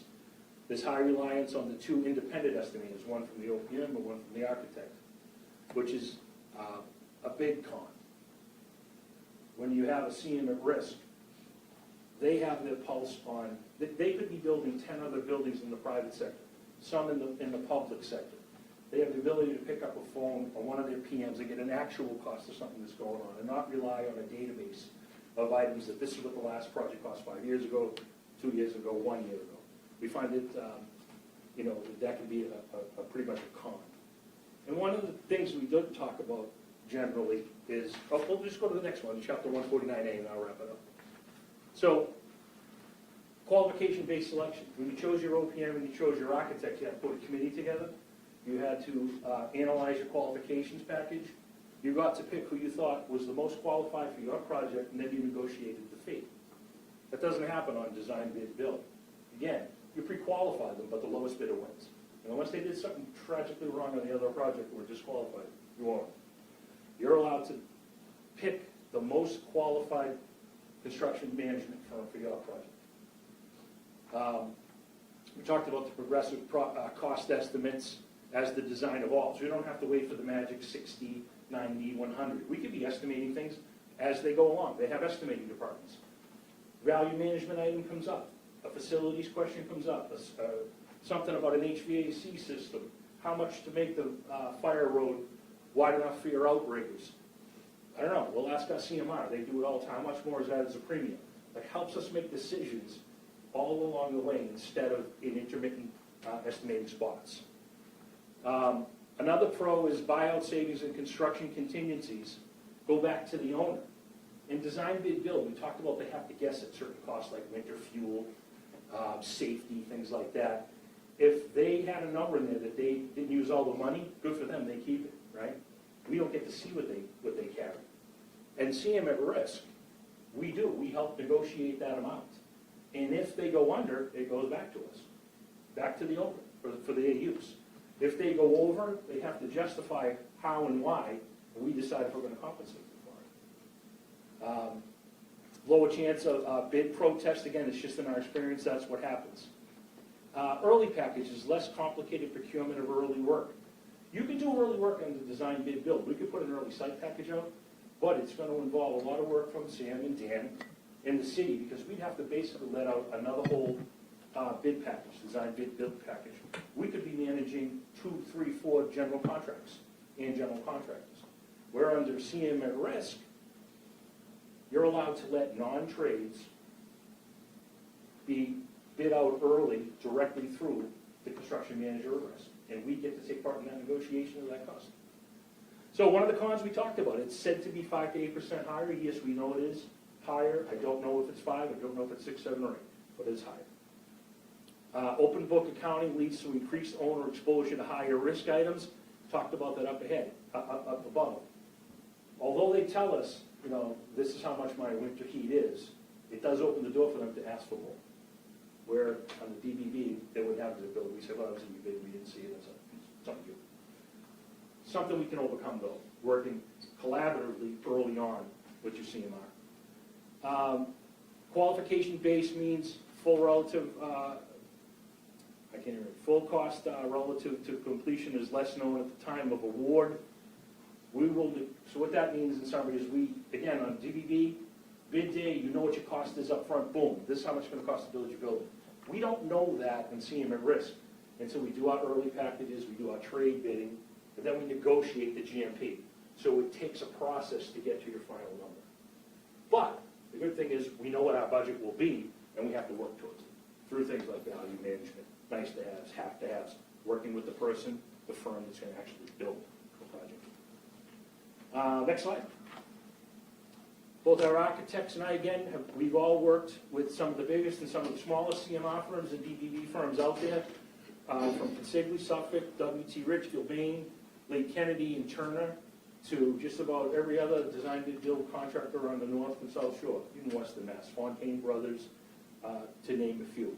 And if you look under that, you'll see we have experience with many of the companies on multiple projects. So we know them, they know us, they're going to bid this project, it's exciting to them, as it is to the DBB contractors. And, we're ready to work collaboratively, bring them onto our team, whichever method you may choose. Okay, I think that's it.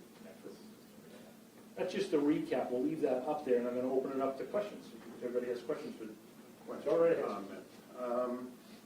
I've worked in both, and I agree. One thing you didn't mention, I will, is with CMR, I believe your job, PMA, will be a lot easier. I disagree. I'm not saying that's a bad thing, but because you won't have as many change orders. The whole point of a GMP is, at risk, will they build the risk at the gross maximum price, guaranteed maximum price. And it's less, what's the word? It's the word escapes me, but it's less Contentious. more collaborative, less Contentious.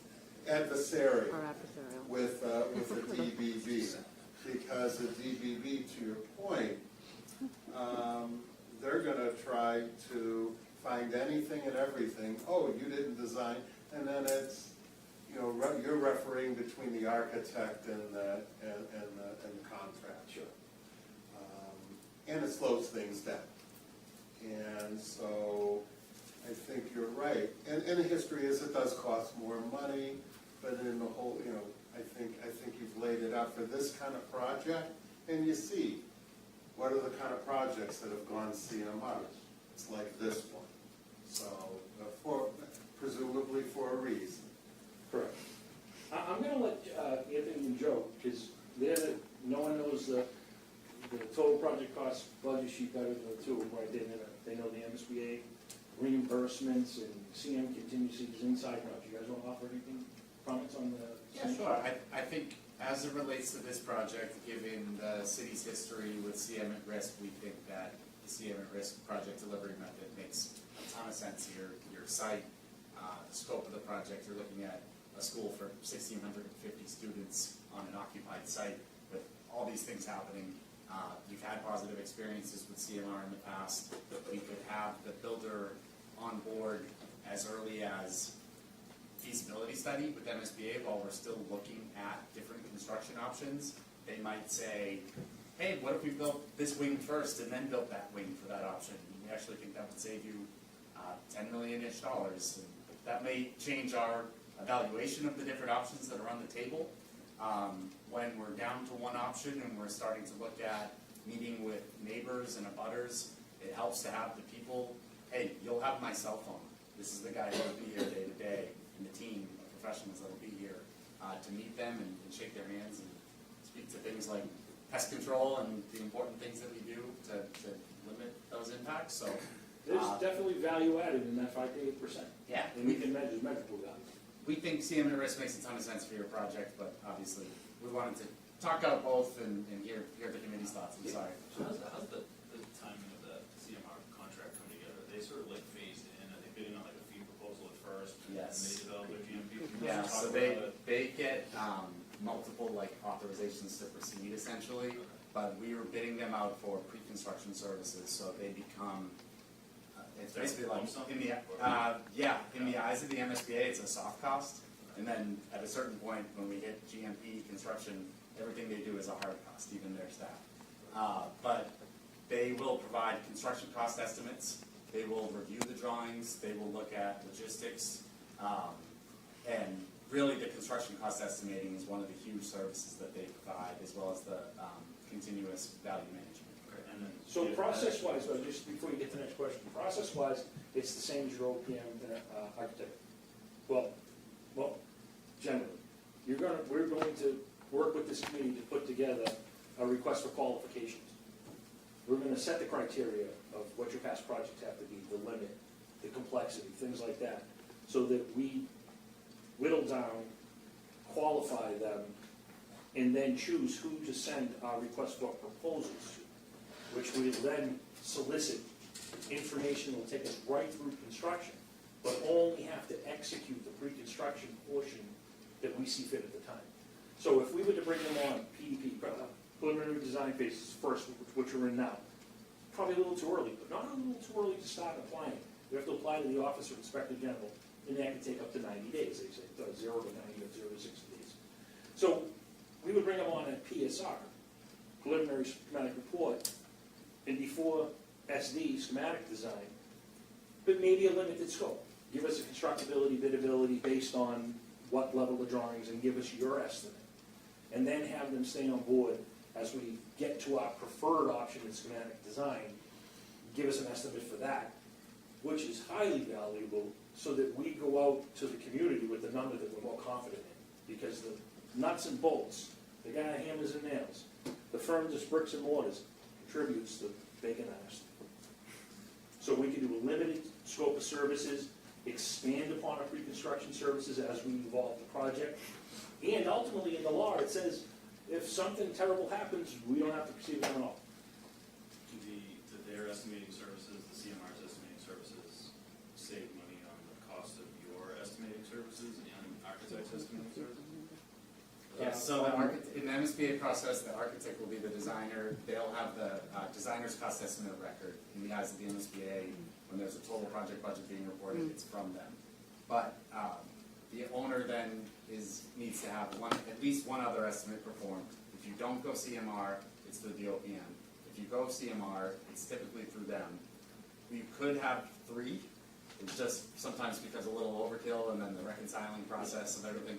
But we keep, typically what we do is, so we'll have the designer's cost estimate of record, we'll have the CMR, and then we will retain a cost estimator for if there's a disagreement, or if there's like a sniff check test needed on something smaller. Just when you say 5 to 8, is that savings factored into like the higher? Yeah, 5 to 8 is so it's really tough to substantiate that number, because you can never have the same project that you run twice and compare the cost. Sure. And there's these factors like more difficult, complex jobs are electing to go CM at risk. So if you're comparing cost per square foot, it's almost apples and oranges a little bit, because there's so many different factors that might lead you going CM at risk in the first place, which result in costs. I'm surprised to hear that it costs more. So proponents of CMR argue that CMR firms will come here and tell you it doesn't. So in my but it's really hard to quantify. My limited size project experience, I can tell you that I make less money when I do negotiated work. It's just if it's open book and you put it all out there, like it doesn't quite work out for me. So it's a little counterintuitive to think that it's actually more expensive because we live on the buyout, right? Like that's really absolutely a lump sum and I want you to talk. You're hearing it from the person that has to put bids together. This is perfect. Go right ahead. Yeah, that's just that. I mean, try to live off making 5% off of buying people out, negotiating contracts. You cut that away from me, then I don't make that money. So I'm surprised to hear that it's more expensive. It seems. It's a premium for you're engaging somebody for X amount of years longer for their staff. It's that's a big part of it. And then I think it's just the staffing and then the complexities of the jobs. People are zooming out and looking at these jobs as like data points, but there's so much nuance. The DBB won't have any cost or staffing to bid the job. They wait until the 100% documents come out, and then you jump into it. The CMR has had staffing, effort, estimates for that year-plus process to get to the bid. And again, it could be absorbed in the cost, your bids. You could have got a more beneficial bid because you have that bid package, and can you contribute that to the 5 to 8? Certainly. I'm all for, because I saw this with a project, it was ledge, well, actually it was wetlands, and there was also some ledge where we bid out first the site work, and the nice thing about that is, well, 2 things. It made the project small enough to do the clean site, that we had different vendors to bid, and we got a very advantageous. It was a much more straightforward project, and you got different kind of contractors to bid on it. I don't know if this will lend itself. So, you know what's interesting, in design bid build, we have filed subbidders. They're the 17 trades that the district has to put out in collaboration with the architect and the CMR and CM Risk. They call, they're filed subbidders. Mechanical, electrical, plumbing, painting, ceramic tile. We have to put those out to bid, publish them, and then the GC puts his bid in with his non-trade work, the general conditions and requirements, and it's a magic bid number, right? In CM at Risk, they call them trade contractors, which are the same 17 trades, mechanical, plumbing, fire protection. They give them a different name, but there's nuances where we're allowed to do things like holds and allowances, where we can account for some of those differing site conditions that we think we may encounter and bid it that way. So there's nuances there as well. They still file so? They're called trade contractors, but they're filed. But it's The same pool. It's the same pool. It's the same pool. Oh, yes, I'm sorry, so there's the cherry, thank you, Joe. Is that it's the same pool, it's the same pool of contractors.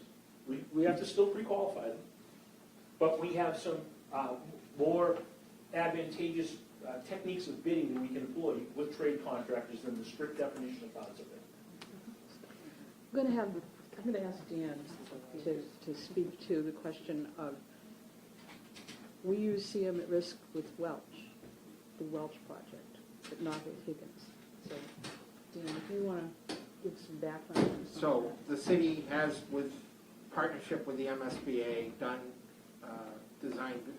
has done both design bid build and CM at Risk. The most recent being the Welch School, which was actively occupied during construction. And we decided to go CM at Risk. And if you put up the slide that has all the names of the companies, thank you. We had Consigli. And for them now, it was somewhat of a smaller project, but still, we really got good value with that. And when we made the decision on Welch, I did a little research, and in the MSBA business, ad reno projects, almost 85% of the time went CM at Risk. Straight new construction was 50-50.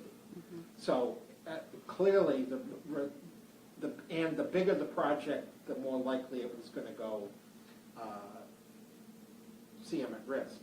This obviously is a very small group of people who are going to be able to bid this as a DCAM certified company as CM at Risk. And of the names up there, Consigli did the Welch. Suffolk bid for pre-qualification on the public safety building, which we're doing under CM at Risk with W.T. Rich. Yes, joint venture. So we know 3 companies who are interested or have worked with us before. There you go. And I would just say that based on how we're doing with the public safety building, which is not an MSBA project, we are able to work on a very fast process. And here are the 2 occupants of the building and have sat in on enough meetings up to this point. We're not in the building yet, but we're well into construction. We're months away from occupying the building, and I think we have 2 satisfied customers so far, and we're on time and under budget. Great. I'd add Joe Bain to the mix. I think they'd be. Well, if I could just put a little asterisk on this, these are just some of the recent companies that we've worked with. This list is certainly larger for CM Risk firms.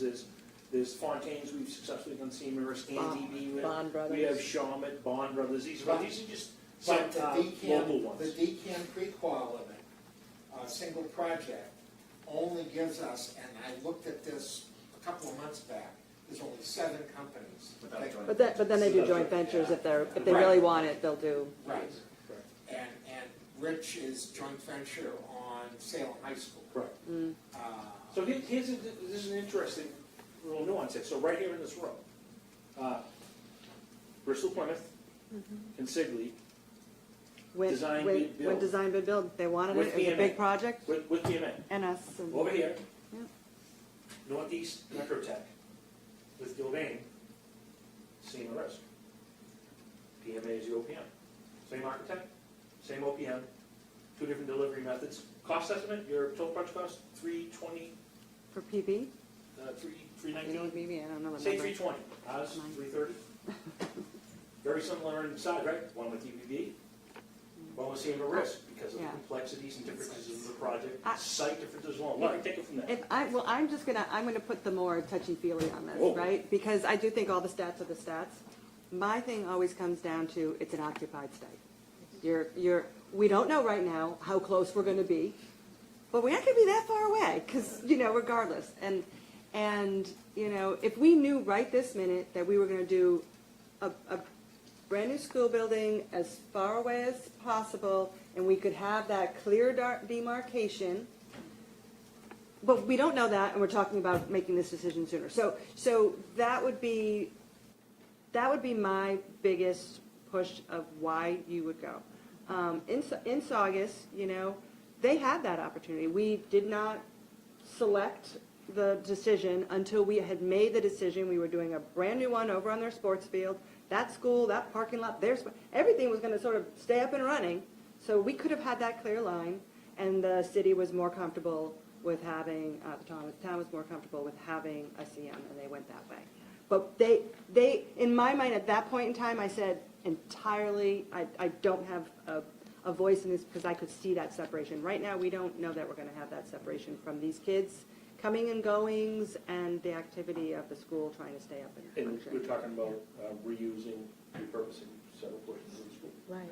That's a viable option. As a layperson, having been involved with the Higgins Building project and then with the Welch,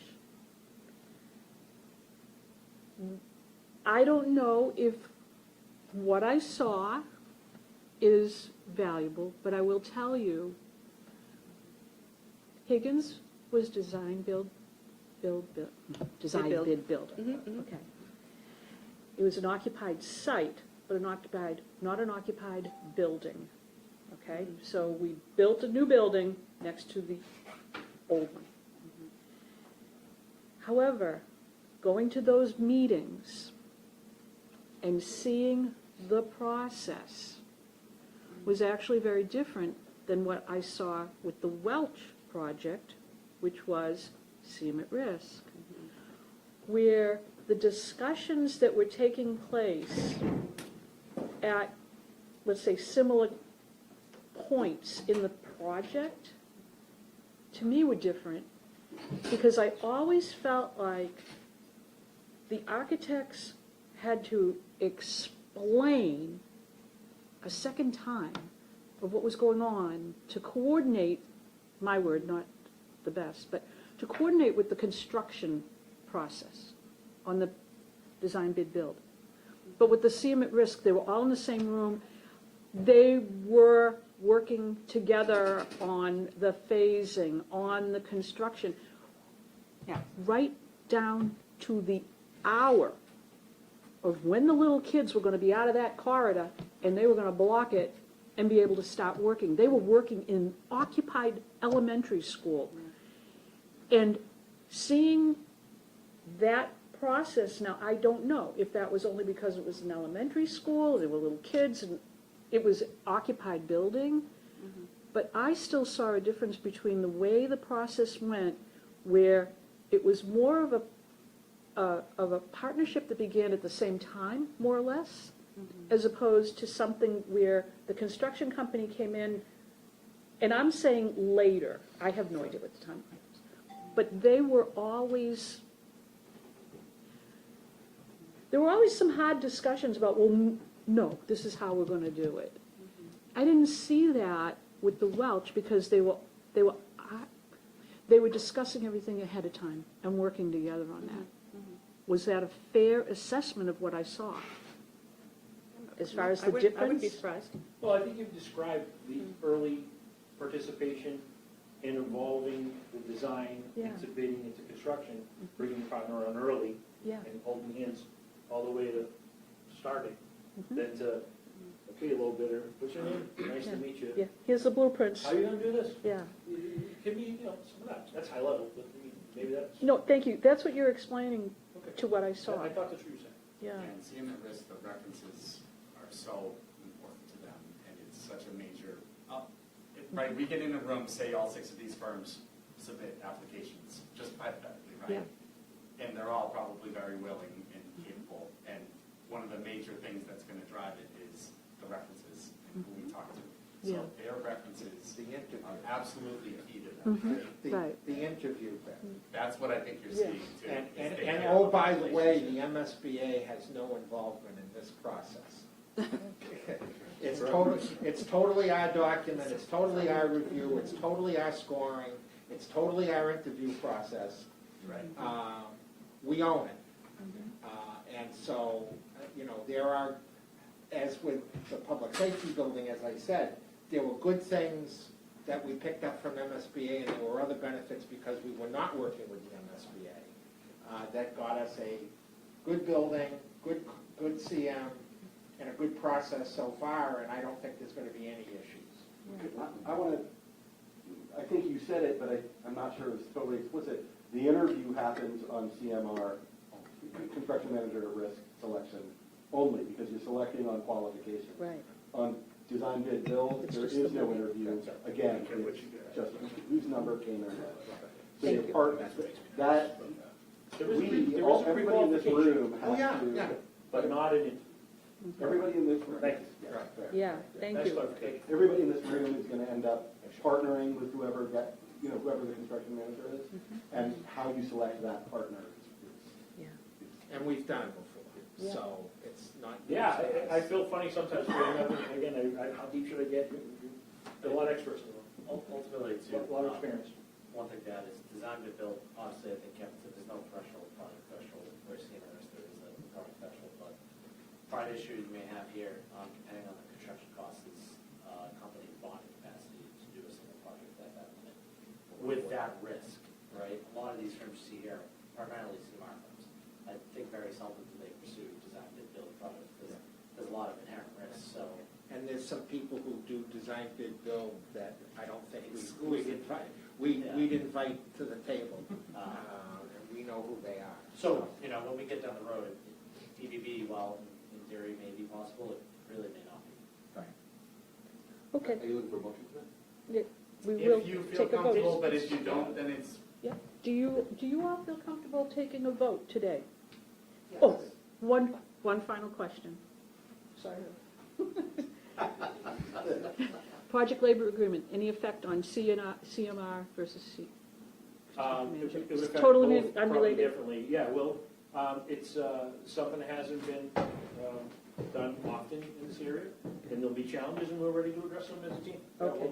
we'll That's figure an out issue, who relates to it's it. coming up later, so as long as it. No, we have to work it together, whoever our partner is, we work together with them, and we'll come to, that's the direction we go in, that's it.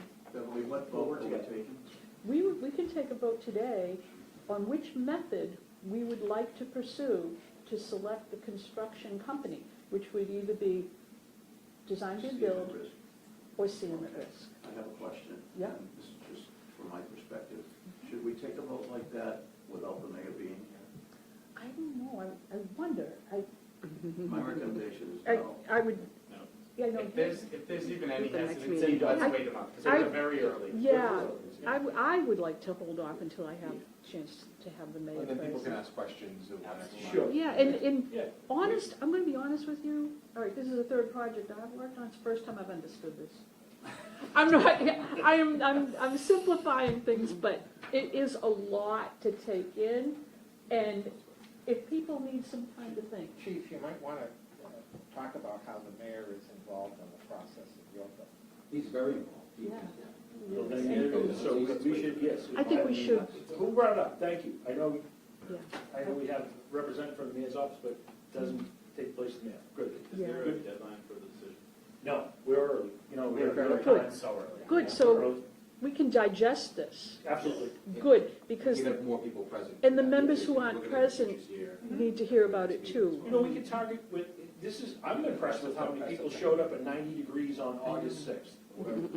Very, very, very grateful. In the summer, you get some dedicated people here. In a couple of weeks, everyone's going to be available, Yeah. more available, right? Yeah. We cast a big net. Thank you. I've That would worked be on, good. this is my 8th school building project. And I've worked on about half and half, design build and CM at risk. problem that I found with design build is that sometimes you get a construction company that means well, and they may be qualified according to the state, but they really aren't qualified to do your job. One company went bankrupt immediately after finishing my school in Salem. So I think my personal opinion is that there's more protection for us, even though it may cost a little more money, to doing CM at risk. So, it's an interesting point. I mean, these are great questions. Back in 2004, when they came up with the CMA risk and the procedures, there was still, a lot of gray area because they hadn't done yet. And there were firms that weren't getting pre-qualified because it was new and they really didn't know the nuances. Find now that it's pretty hard not to get pre-qualified, because everyone knows where other firms had failed and where they were successful, and they've learned how to put that pre-qual package together. So are they qualified? On paper, yeah, but are they really? Yeah, great point. Make sure you have a sufficient surety. I've seen that movie where I've had to have another company finish the job on a performance. Yeah. That little jump in Arlington, we put the classrooms on, we ended up, Laurie and I ended up being the general contractor to finish the job. I mean, yeah, don't want to do that. Okay. Well, we will just postpone that, no, we will continue this discussion at the next meeting, Yeah. and then we will get materials out to everyone, all the members of the committee, and be able to take a vote. It could be 3 meetings from now where you take that, and it's not going to impact our ability to have them on board in time to have input on the options. Thank you. We just knew that this was a discussion that you all wanted to have, so we brought it here today. So Yep, nope, it's good. No pressure or stress whatsoever on Okay. continuing the discussion. Good, thank you. All right, is there anything else that anyone would like to discuss that may not have been on the agenda, but you want to bring it up tonight? Could we have either team set up a contact sheet with all the names? Oh, we have those. From our firms, Dan? Yeah. Yeah, we have. Yeah, I can get you. I know you gave them to us. You know what, we discussed an updated building committee list too. Why don't we make a consolidated documentation? Okay. Yeah. FH, PMA, and school committee contacts. We'll make one document. All right, and just so everyone knows, I'm going to be sending out the school building committee membership letter again to ask you to check your name and information, because when I sent it out to PMA and HMFH, I noticed some more errors. And I just want to be able to make it as accurate as possible. So you'll hear from me again. Please don't be offended. If you're all set, just say, Bev, I'm all set. If you're not, correct it for me. Thank you. No, I haven't got a date. Now, I know we mentioned September 7th on the calendar here. Week up, yeah. A week of, right. And we, right, we wouldn't be here, if you come here, you'll have the whole room to yourself.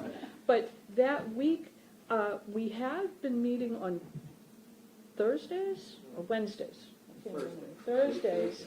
Does Thursdays still work? The town, Thursday, the town? Yeah, Thursday's good. We have met previously, I think at 3:30 and 2:30 is their preferred time. Now that school will be back in session 2, but I know, but what would work for the school? That does not matter, this room won't be occupied by anybody else, so any start time is okay. for your availability, that's why. Oh, They're out at 2? yeah, Yeah. Bus is clear, when the bus is clear. yeah, so I would say like a 3 o'clock is better than a 2:30, that cuts it kind of tight. Yep. Yeah, Route 1's not terrible at that time of this year. Right. Traffic. And the kids have left the parking lot, most of them. And we'll try to get access from the back parking lot. Yes, if we can, yeah, So- at some point, yeah. Thursday, the 10th at 3 p.m., does that sound good for Does that everyone? work for everyone? September 10th? I can check with Mayor Benton. Yeah, yeah. All right, so it's tentative, and that's what we'll shoot for, but everybody has been very flexible, so that's good. Okay. All right. If there's nothing else, I'll entertain a motion to adjourn. Second. Okay, I don't know who would give credit to that first motion, but thank you all. Thank you.